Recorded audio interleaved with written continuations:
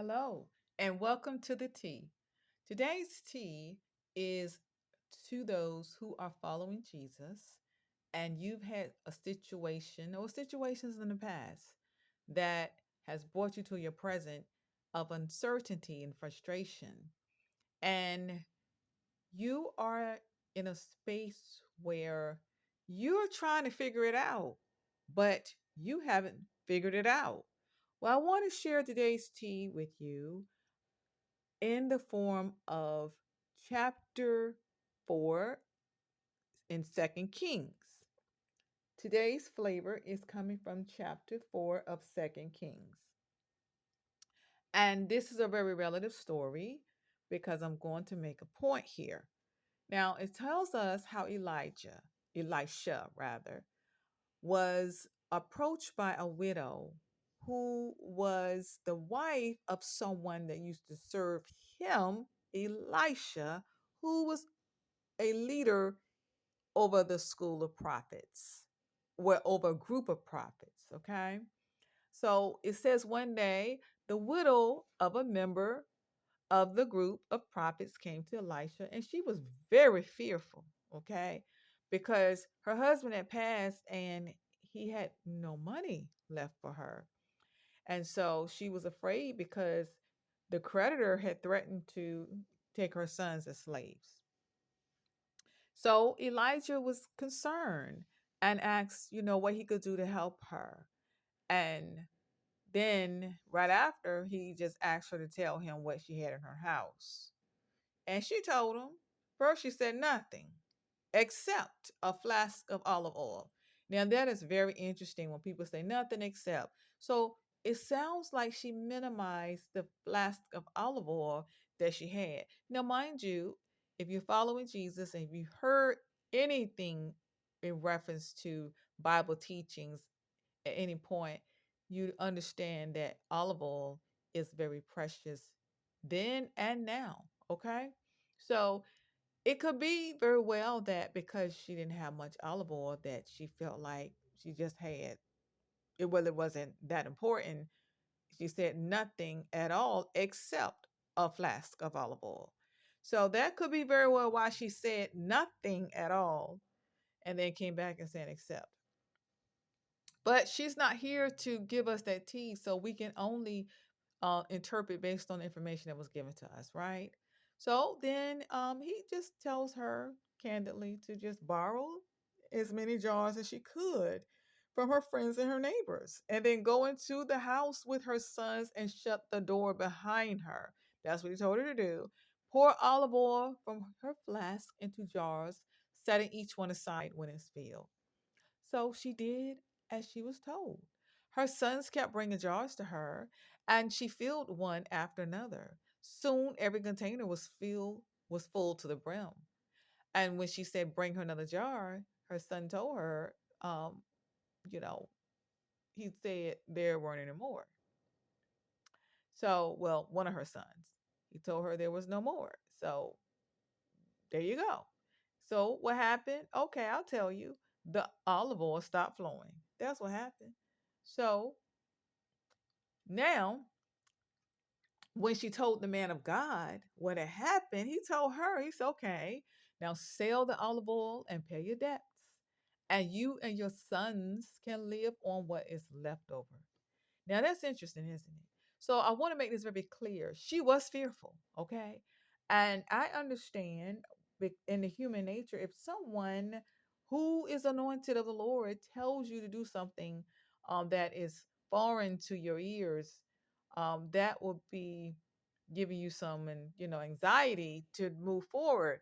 Because remember, she was in a situation where she didn't have any money to pay the creditor and her husband had died and there was nothing, of course there was not enough left for her, or if there was anything left it was not enough to cover any debts, right? So mind you, she was talking to a man of God. So, and her husband was a faithful man. I don't know if I share that with you, but she did say to him that her husband feared the Lord. Oh, that's interesting right there. Let's stop right there.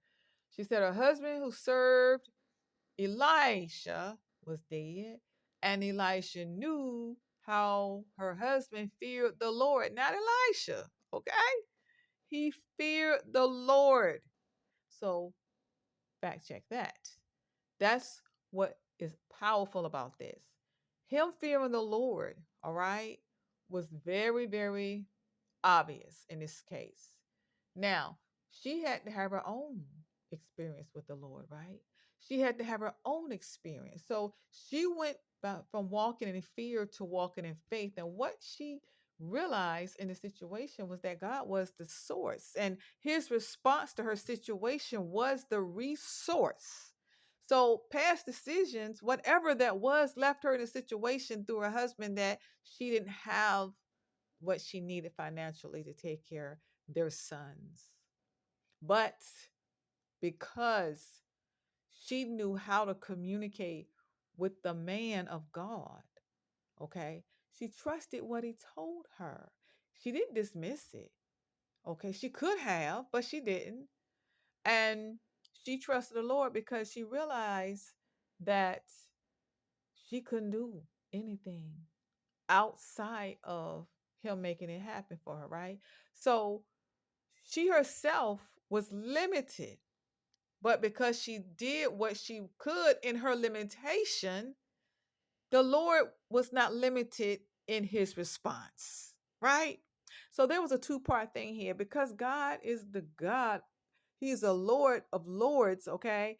King of kings, all right, over everything and every situation.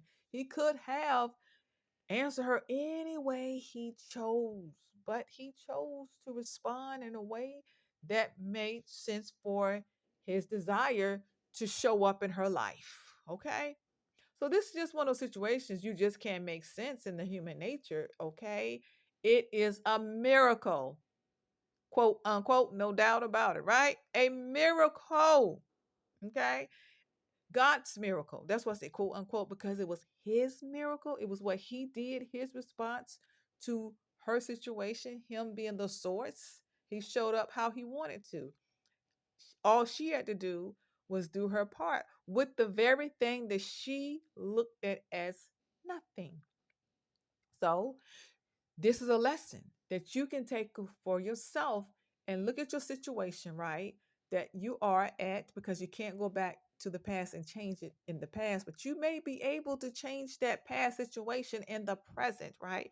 And you want to look at what you have and go to the one who is the source and allow him to give you a response through his resource that he chooses. So you can't do this on your own. That's the bottom line. You might have done it on your own, but you can't do it on your own, right? Because doing it on your own got you to a situation that you realize you can't really do it on your own. You need him, okay? And he will show up how he wants to, but whatever the instructions is, that you ought to follow. Well, I'm sorry, whatever the instructions are that you ought to follow, then you will see the outcome like she did. She had to follow some steps, and then she was able to receive abundantly. So you don't have to sit and focus and shame on the past. What you can do is do a 180 and reroute, and don't try to figure it out yourself. He's already figured it out. Looks like he really just wanted her to show up and do her part. He already had the answer. But if she did not do the part he needed her to do, she might not have known, okay, that that outcome would be there. So, to you, again, who is listening, don't sweat the past in your present, because that doesn't mean you can't have a better future. You just make sure you understand you cannot do this right, not on your own. You have to get his direction. You have to get Yahweh instructions to know how to do this thing in a way for him to respond to you in the way he wants to. That's all this is about, right? We need him and he wants us to need him, because he is the Lord. He is Father. He is great. He is the one. He created us to worship him. He wants to be acknowledged, needs to be acknowledged. Obviously, he could have did what he did for her without her doing anything. But she was able to see God work that miracle for her. And God has no respect to person. Okay? So this is a situation you cannot make sense because it's impossible to do so. All you have to do is go with the flow of instructions that he presents. Okay? I hope these words have found you well. And until the next time you sit with me, stay focused and enjoy your tea.